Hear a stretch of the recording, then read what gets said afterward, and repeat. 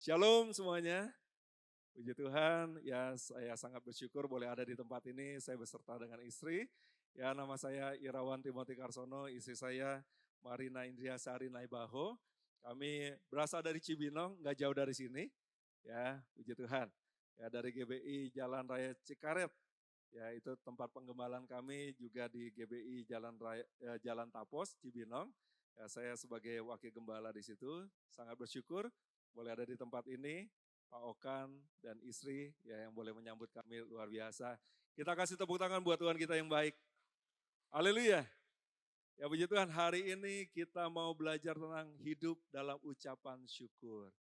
Ya, Bapak Ibu Saudara, saya mau lihat tangan-tangan yang ngucap syukur, boleh ketemu sama teman-teman seiman di tempat ini. Boleh tengok kanan kiri, bilang kamu keren banget hari ini. Haleluya. Bilang sekali lagi, saya ngucap syukur loh ada di sebelah kamu hari ini. Ya, biasanya kan kalau Jumat udah ada kafling-kaflingnya Bu ya. Tiap minggu di situ aja gitu ya. Puji Tuhan. Hari ini kita mau lihat bagaimana umat Tuhan ditentukan sama Tuhan untuk hidupnya dalam ucapan syukur. Walaupun kehidupannya melihat segala hal yang mengkhawatirkan, tapi Tuhan punya instruksi sama kita. Kita harus hidup dalam ucapan syukur. Walaupun banyak tantangan, ya di keluarga, bahkan di dalam pelayanan juga. Ya hari-hari ini begitu banyak tantangan buat umat Tuhan, buat gereja Tuhan. Ya Mazmur 34 ayat 2, kita mau baca ayat ini sama-sama. Aku hendak memuji Tuhan pada segala waktu, puji-pujian kepadanya tetap di dalam mulutku. Amin. Ya, kita memuji Tuhan bukan cuma di tempat ini. Ya, bukan cuma sekitar 1,5 jam, 2 jam di tempat ini, tetapi di segala waktu. Oh kan keadaan saya nggak selalu baik, Pak Pendeta gitu ya. Nggak selalu mood, tetapi Tuhan mengatakan apa? Ya, Firman Tuhan mengatakan, aku hendak memuji Tuhan pada segala waktu. Dan yang keluar dari mulut kita adalah tetap apa? Puji-pujian, bukan keluhan, bukan ya gerutuan. Hari-hari ini kan banyak orang memakai media sosial, memakai status WhatsApp-nya ya untuk bukan memuji Tuhan, bukan untuk bersyukur. Banyak gerutuan di situ. Dasar tetangga nggak tahu malu gitu ya, dan sebagainya gitu ya. Bahkan suaminya diomongin di situ. Ya, nggak ada di tempat ini, amin. Itu jauh di sana. Ya, puji Tuhan. Ada perintah dari Tuhan untuk kita memuji Tuhan pada segala waktu. Jadi nggak boleh pilih-pilih waktunya. Oh ini tanggal berapa nih? 25, udah gajian gitu. Wah puji Tuhan ya, jauh lebih semangat daripada tanggung bulan. Tapi umat Tuhan di tempat ini memuji Tuhannya, gaspol terus, amin. Amin. Rasa syukur bukan hanya untuk kita nikmati, tapi untuk kita pancarkan. Bapak Ibu Saudara, dunia perlu anak-anak Tuhan yang enggak gampang ngeluh, amin. Dunia butuh anak-anak Tuhan yang hidupnya penuh dengan ucapan syukur terpancar dari wajahnya. Hidupnya penuh dengan pengharapan. Amin. Ya, bagaimana dunia bisa lihat terang Kristus kalau anak-anak Tuhan ya dari mukanya aja udah cemberut terus gitu ya, kayak pepaya Cibinong gitu ya, lonjong gitu ya. Saya dari Cibinong soalnya. Haleluya. Tapi dunia perlu lihat anak Tuhan itu penuh pengharapan, sukacita, terpancar dari kehidupannya penuh ucapan syukur. Ya, nah kita mau belajar ya. Kenapa ucapan syukur itu penting? Yang pertama, kita baca sama-sama yuk. 1, 2, 3. Bersyukur adalah kehendak Tuhan, bukan pilihan suka-suka. Kehendak Tuhan, ada instruksi dari Tuhan. Ada perintah dari Tuhan untuk kita bersuka cita, untuk kita bersyukur senantiasa. Amin.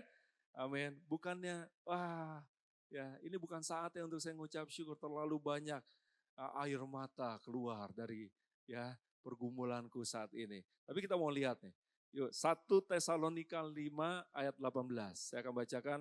Ucapkanlah syukur dalam segala hal, sebab itulah yang dikehendaki Allah di dalam Kristus Yesus bagi kamu. Siapa di sini yang tahu bahwa kita adalah prajurit-prajurit Kristus yang gagah perkasa, yang punya gaya hidup doa, pujian, penyembah bersama-sama siang dan malam. Ya, dalam unity. Dan yang melakukan kehendak Bapa pada zaman ini boleh lambaikan tangan. Ya, puji Tuhan. Itu kan DNA gereja kita, betul ya? ada kehendak Tuhan, kehendak Bapa yang kita mau lakukan pada zaman ini. Tapi Bapak Ibu Saudara, waktu kita bilang kehendak Tuhan pada zaman ini, banyak kita berpikir terlalu jauh gitu ya. Dan ini bagus sih gitu. Oh, kehendak Tuhan untuk saya menginjil keluar sana, luar kota, luar provinsi, ya luar negeri gitu ya, luar planet gitu ya. Contohnya kan ke Bekasi itu udah luar planet gitu ya. Ya. Tapi ada satu kehendak Tuhan yang simple banget, semua bisa lakukan, tetapi kadang-kadang kita lupa. Kita enggan lakukan atau bahkan kita udah enggak dalam pengucapan syukur.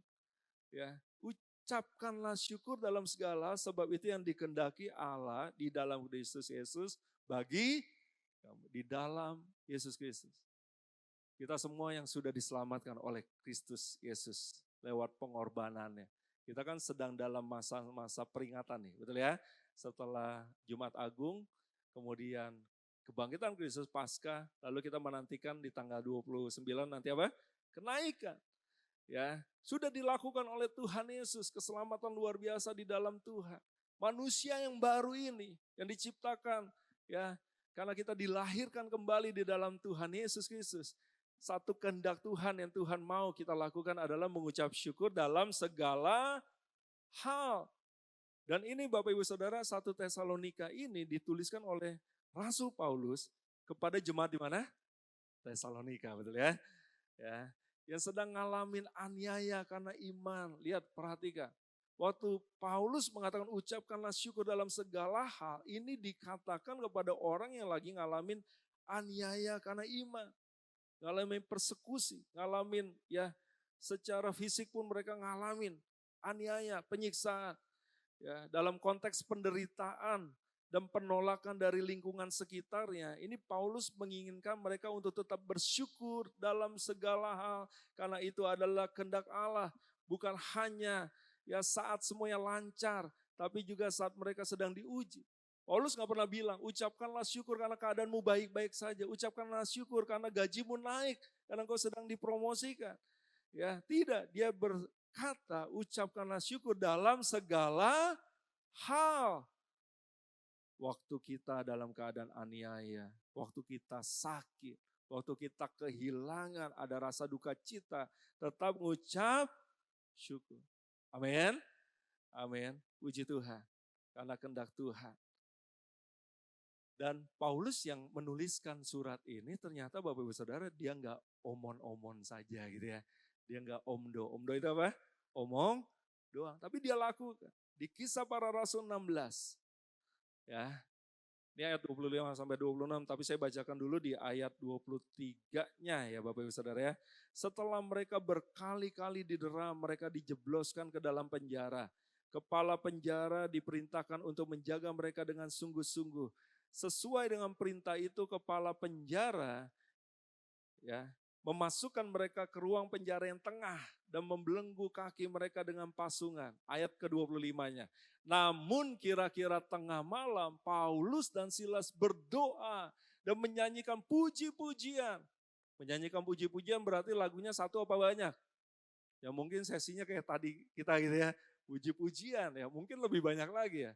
Menyanyikan puji-pujian kepada Allah dan orang-orang hukuman lain mendengarkan mereka. Tetapi tiba-tiba terjadilah gempa bumi yang hebat sehingga fondasi-fondasi penjara itu goyah. Seketika itu juga terbukalah semua pintu dan terlepaslah belenggu mereka semua. Ini luar biasa. Ya, mereka ngalamin aniaya. Jadi Paulus bukan cuma ngomong doang, dia lakukan, dia alami. Ya, dia sebagai orang yang teraniaya saat itu bukan karena kesalahannya, bukan karena kriminalitas dia dipenjara, tapi karena Kristus. Karena dia mengabarkan Injil Kerajaan Allah yang dia sudah terima sebagai kebenaran, meninggalkan kepercayaan lama gitu ya. Ya, dia beralih masuk, oh ini penggenapan dari kepercayaan yang lama, yang menantikan Mesias, dia sudah terima keselamatan itu di dalam Tuhan Yesus Kristus. Ya, dia mengorbankan segala sesuatunya, tetapi dia ternyata ngalamin dalam kehidupan pengiringan kepada Tuhan. Dia ngalamin aniaya bersama dengan Silas waktu itu. Di penjara, bahkan diperlakukan seperti kriminal tingkat tinggi gitu. Ada di tengah, dibelenggu, Penjara kalau ada di tengah-tengah itu artinya itu penjahat-penjahat utama yang ditaruh di situ. Yang harus diperhatikan senantiasa. Oh zaman sekarang CCTV-nya mungkin di mana-mana gitu ya. Ya, senjata juga dipersiapkan untuk supaya mereka nggak memberontak dan sebagainya. Mungkin ya ada kelompok dari mereka juga yang mau ya menggeruduk penjara itu mungkin seperti itu. Makanya harus diperlakukan bahkan dibelenggu kaki mereka. Nggak bisa kemana-mana, mentok keadaannya. Ya, mungkin Bapak Ibu Saudara hari ini ya engkau hidup seperti ada di sebuah tempat ya situasi yang engkau nggak bisa bergerak, kau nggak bisa ngapa-ngapain.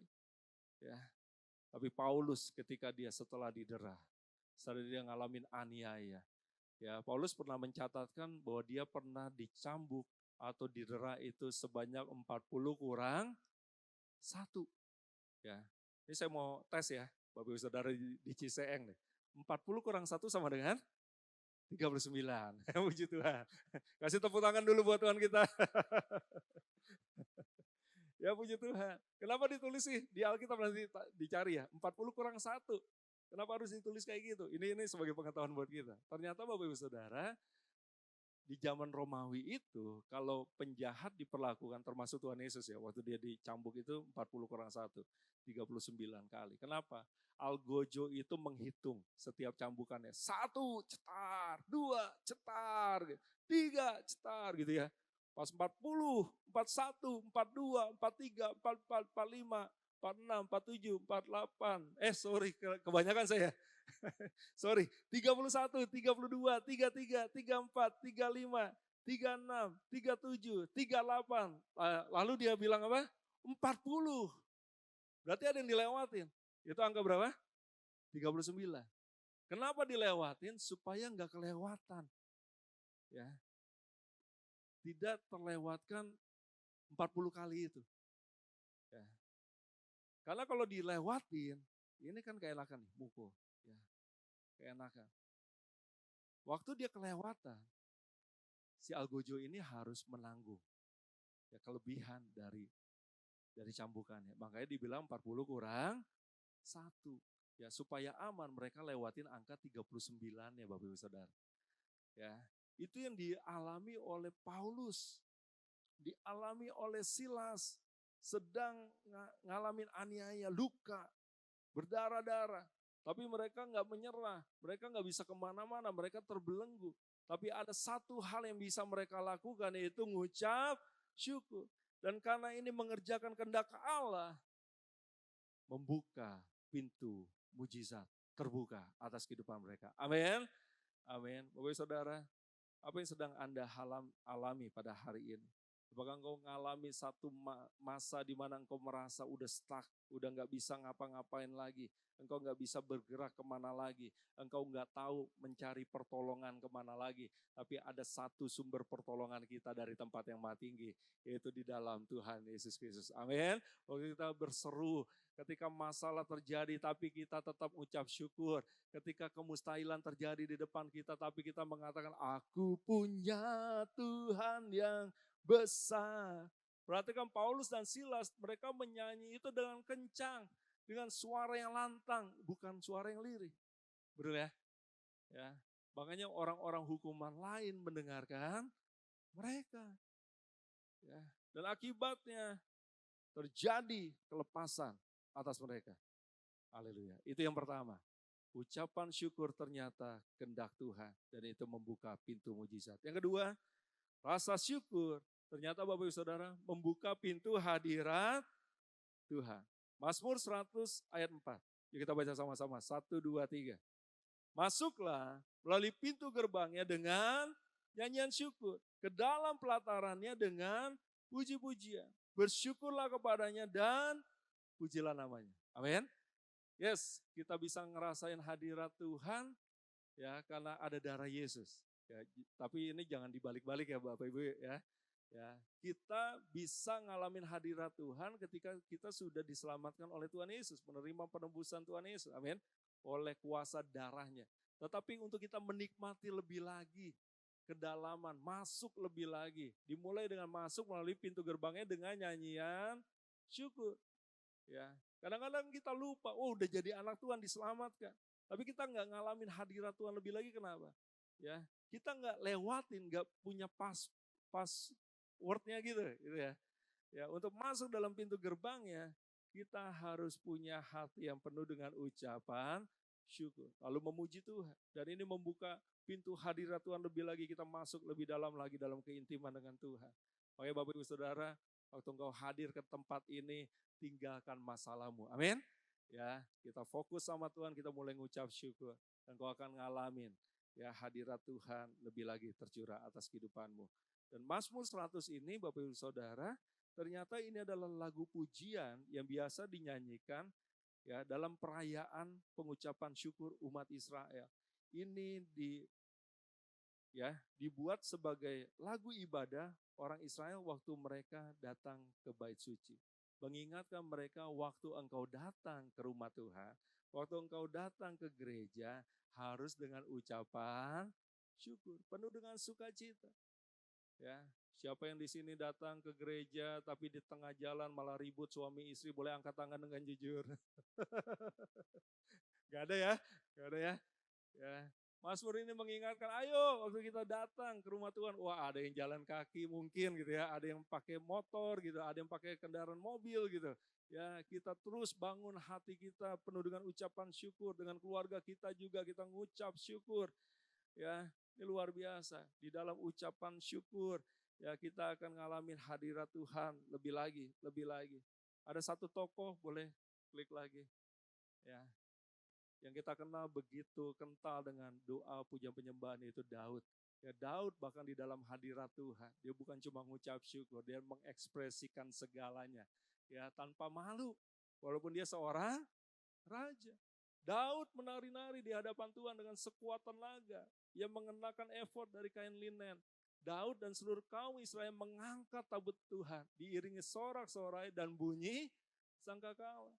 Ya, jadi begitu megahnya pujian penyembahan yang dilakukan oleh Daud, dan dia dengan penuh ekspresi.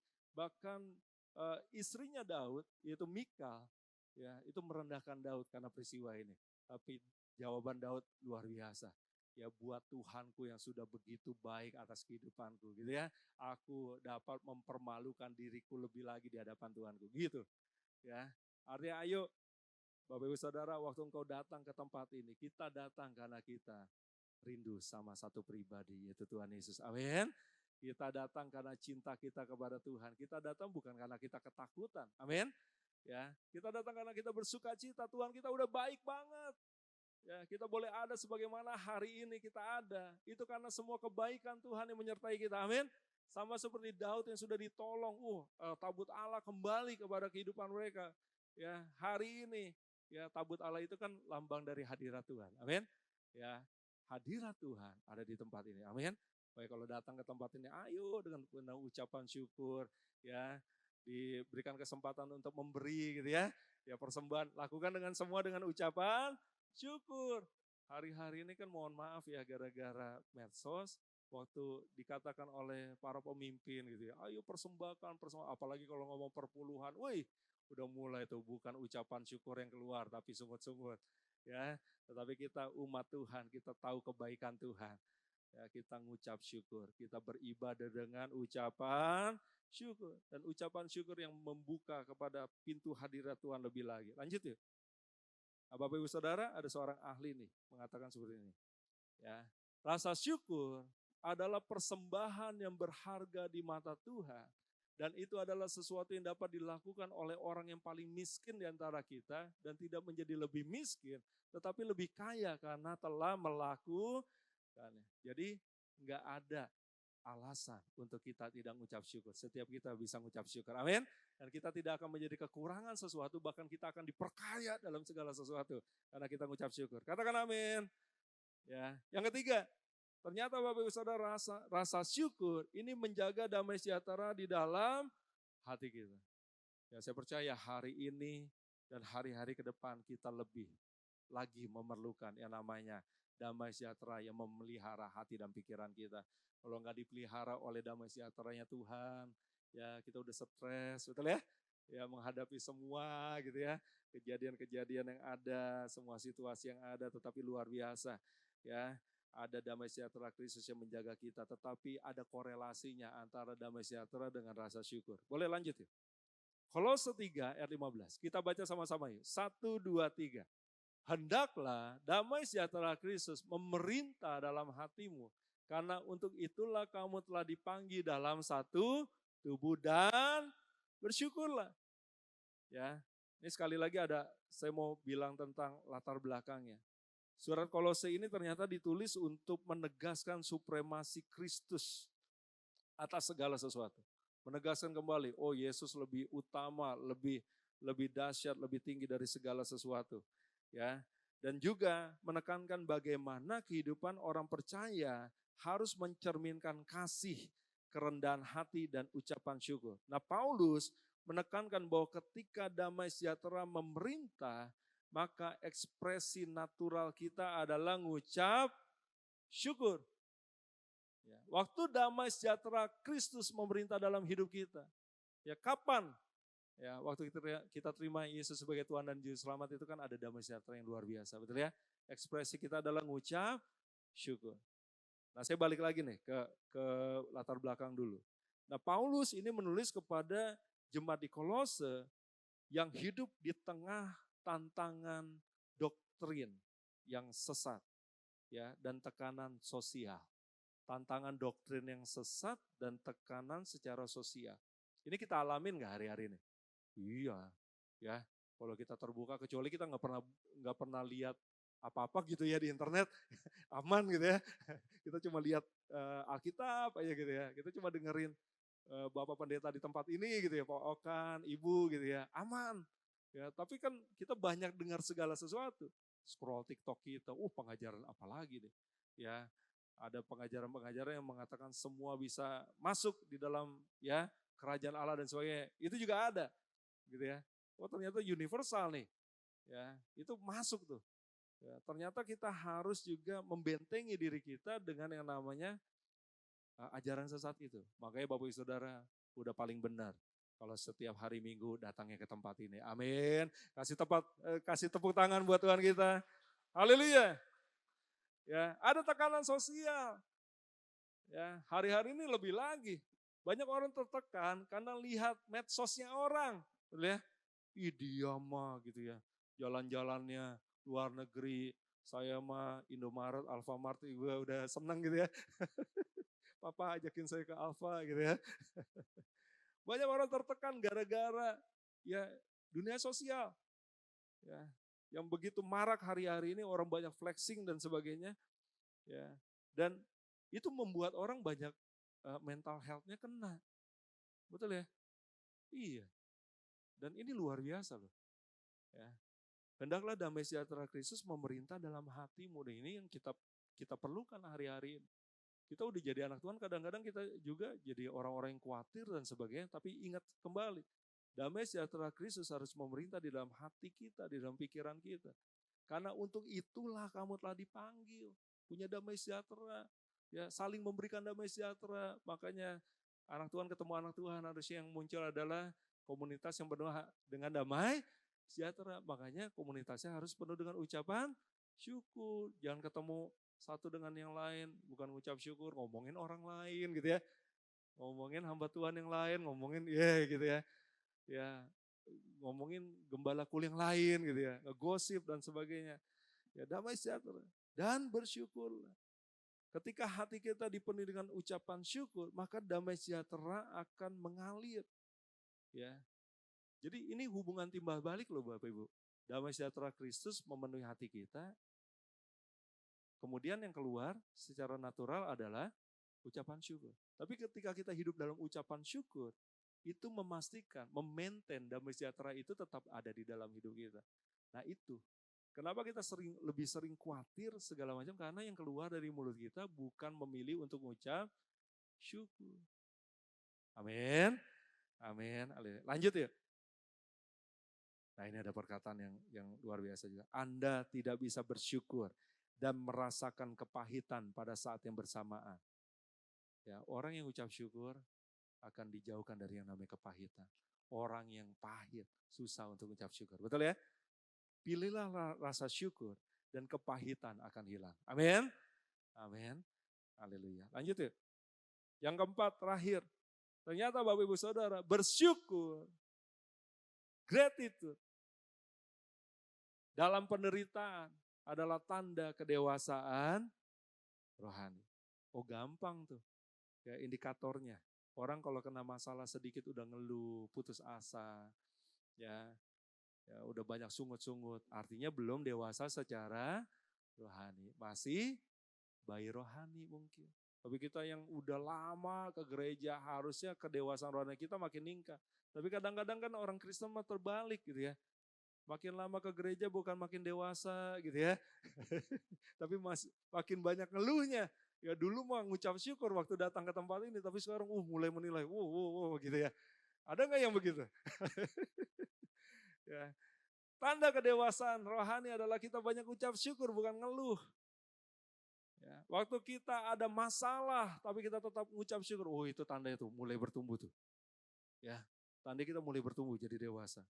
Yuk kita buka di dalam Filipi 4 ayat 6 sampai 7. Ya, ini kan ada kekhawatiran, ada rasa syukur. Ini pertentangannya nih antara yang belum dewasa rohani sama yang sudah dewasa rohani. Ya, janganlah khawatir tentang apapun juga, tetapi nyatakanlah dalam segala hal keinginanmu kepada Allah dalam doa dan permohonan dengan ucapan syukur. Ningkat dong, amin. Ya, makin dewasa dong, ya. Jangan stuck di dalam rasa khawatir kita. Ya, boleh khawatir itu manusiawi. Kalau orang nggak khawatir sama sekali, mungkin udah mati rasa gitu ya. Lihat segala sesuatu udah nggak ada khawatir ya. Ya bahaya juga udah apatis kali, udah mati-mati deh gitu ya. Tapi kita kan masih punya pikiran dan sebagainya, tapi jangan stuck di situ. Jangan khawatir tentang apapun juga, tapi nyatakanlah. Nyatakan apa kekhawatiranmu itu. Apa yang kau khawatirkan, nyatakan di hadapan Tuhan dalam segala hal keinginanmu kepada Allah. Dalam doa dan permohonan dengan ucapan syukur. Doanya belum dijawab, permohonannya belum dijawab. Tapi orang yang ngucap syukur itu beda sikap hidupnya. Amin. Ya. Nah, makanya ayat 7-nya nih, balik lagi ke damai sejahtera. Damai sejahtera Allah yang melampaui segala akal akan memelihara hati dan pikiranmu. Ya. Ayo pilih ngucap syukur. Amin. Ya, kita mau belajar dari Tuhan Yesus. Yohanes 6 ayat 11. Ya. Waktu Yesus menghadapi kebutuhan yang begitu besar, tapi cuma ada 5 roti jelai, 2 ekor ikan, 5 roti jelai. Kalau saya baca gitu, ternyata ini roti yang sederhana, lebih kualitasnya lebih rendah daripada roti gandum. Ya, bahkan jelai itu ya salah satu yang digunakan untuk menjadi makanan ternak. Artinya ini sesuatu yang sederhana. Ya, luar biasa. Yesus itu kan gambaran pribadi anak Allah atau anak Tuhan yang paling dewasa rohani, gambarannya dari Tuhan Yesus gitu ya. Apa yang dia lakukan waktu lihat ini, waktu lihat situasi ini, dia tidak menjadi panik, tapi dia mengucap syukur. Lalu Yesus mengambil roti itu, mengucap syukur. Apa yang ada di hadapan kita? Apa yang ada di tangan kita? Pekerjaan yang sederhanakah? Ya, pelayanan yang sederhanakah? Keluarga yang sederhanakah? Ya, satu kemampuan talenta yang sederhanakah? Yang cuma sedikit dibanding kita lihat, kebutuhan luar biasa di depan sana. Sama seperti 5 roti dan 2 ikan yang tidak mungkin akan mencukupi kebutuhan ribuan orang. Ya, demikian juga, ini gimana dengan masa depanku? Tapi perhatikan apa yang kau punya di tanganmu. 5 roti dan 2 ikan tersebut. Ya, kalau engkau ngucap syukur atasnya, setia atas perkara yang kecil, Tuhan akan lipat gandakan perkara yang besar. Amin. Ya, Yesus mengambil roti itu mengucap syukur di hadapan Bapa dan mulai bagikan. Ada bagian kita juga untuk kita. Ya setia, lakukan bagian kita. Ya tetap berjalan dalam ucapan syukur, dalam semua ya keterbatasan kita. Ya dan membagi-bagikannya kepada mereka dengan yang duduk di situ. Demikian juga dilakukannya dengan ikan-ikan itu. Sebanyak yang mereka kehendaki. Di luar biasa Bapak Ibu Saudara. Yesus melihat ya kekurangan yang ada dibandingkan kebutuhan yang ada. Tapi satu tindakan dia yang kita bisa teladani hari ini. Dari berbagai banyak tindakan, ya keteladanan Tuhan Yesus. Hari ini kita mengambil satu keteladanan, yaitu Yesus mengambil roti itu dan mengucap syukur. Amin. Haleluya. Kita kasih tepuk tangan buat Tuhan kita bangkit berdiri.